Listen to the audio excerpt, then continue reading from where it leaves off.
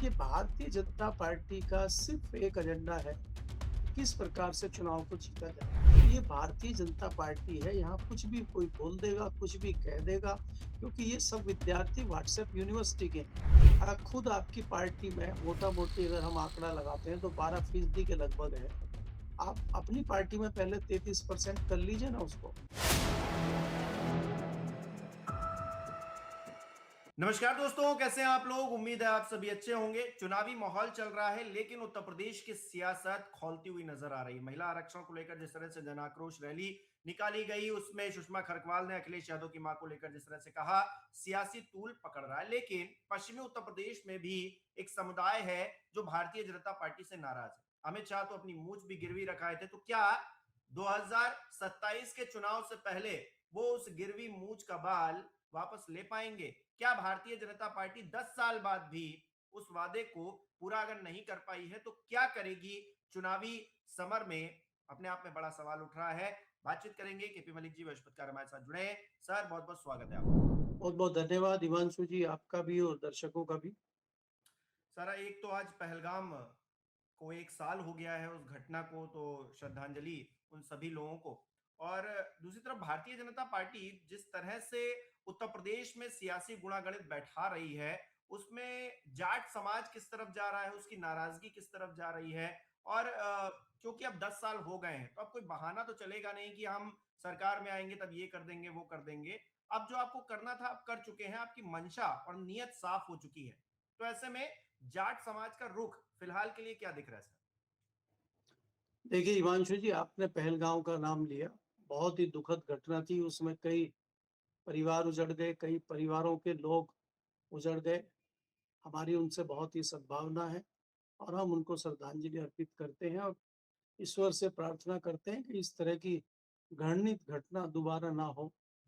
और जिन लोगों ने ये घृणित हरकत की थी, उनको क्या सज़ा मिली, क्या हुए, वो कहीं कहाँ हैं, क्या कर रहे हैं, इसकी तो जानकारी हमारे पास है नहीं।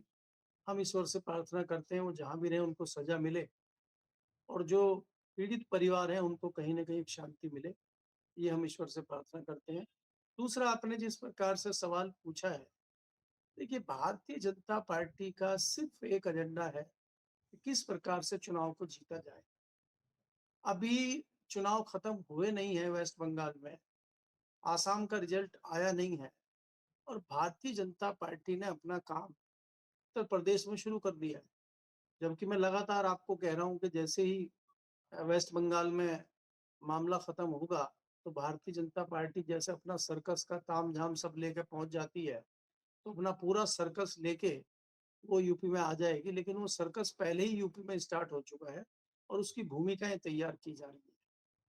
देखिए कि किस प्रकार से भारतीय जनता पार्टी इस मुद्दे को भ्रमित करने के लिए लोगों को इस मुद्दे को उछाल रही है कि महिला, महिला, महिला कर रही है। अरे भई, महिला बिल तो कानून बन चुका है, वो तो 2023 में आ चुका है। आप परिसीमन की बात करिए ना, परिसीमन की बात कहीं कर नहीं रहे हैं।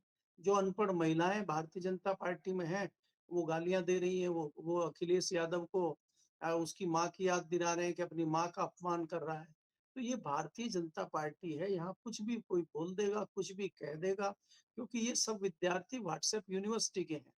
तो व्हाट्सएप यूनिवर्सिटी में जो आ जाता है, वही ये पढ़ देते हैं। आपने देखा कि जो नोएडा में हरकत हुई थी, जो लेबर सड़कों पे उतरी थी, मंत्री जी को लिख के दे दिया था प्रचार विभाग ने कि इसमें बोल दीजिए कि भई जो है पाकिस्तान का हाथ है और फलाना है, ढिमका, उन्होंने वही पढ़ के बोल दिया। अपना दिमाग बुद्धि तो लगाते नहीं है ये, या शायद है ही नहीं। तो इस तरह की चीज़ें भारतीय जनता पार्टी में जो देखी जा रही है, मुझे लग रहा है ये दुर्भाग्यपूर्ण है।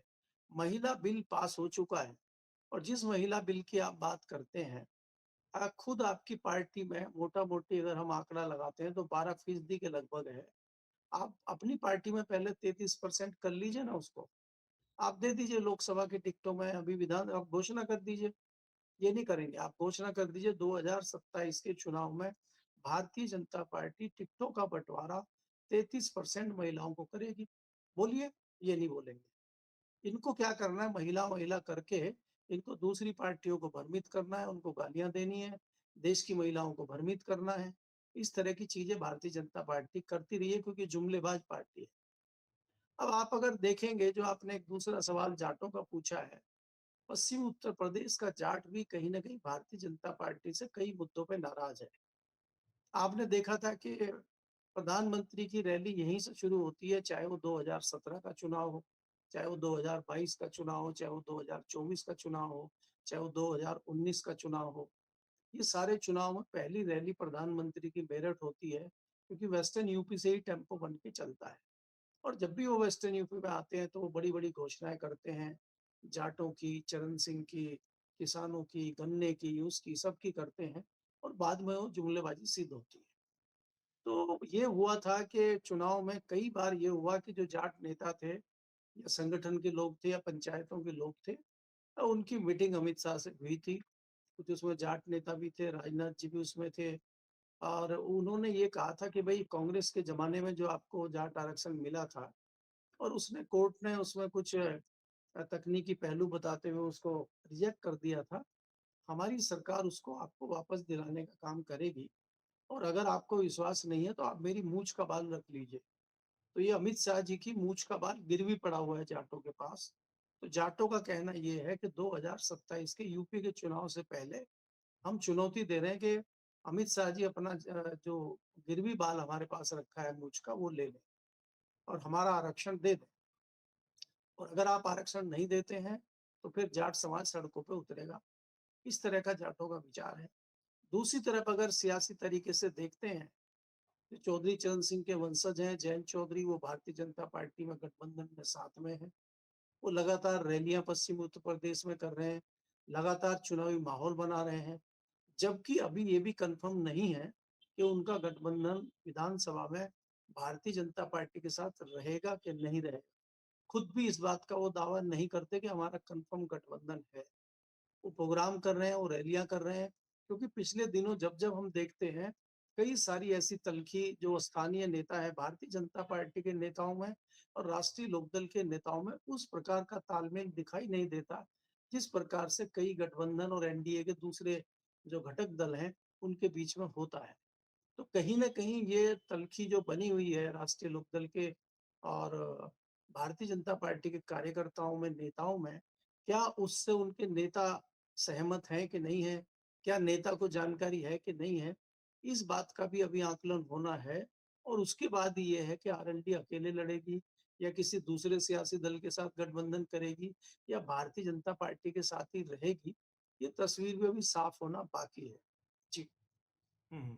अच्छा, महिलाओं को लेकर क्या रुख नज़र आ रहा है? क्योंकि भारतीय जनता पार्टी तो ये प्रचारित करने में लगी हुई है कि अ, विपक्ष जो है वो महिला आरक्षण के पक्ष में नहीं है।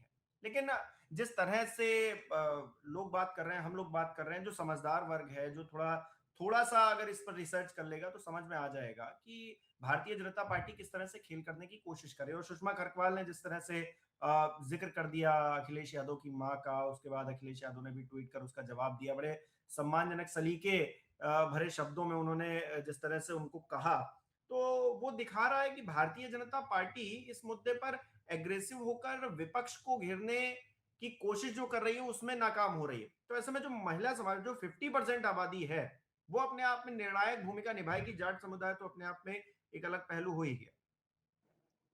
देखिए हिमांशु, अगर आप देखेंगे, आपने ज़िक्र किया, अखिलेश यादव ने जिस प्रकार से मेयर के भाषण का या उनकी इस टिप्पणी का जवाब दिया है, बहुत ही सलीके से दिया और उन्होंने ये कहा है कि भई आप अपने घर के बुजुर्गों से या बच्चों से पूछिए कि जो महिला दिवंगत है, जो महिला इस दुनिया में नहीं है और आप उनके ऊपर इस प्रकार की टिप्पणी कर रही हैं।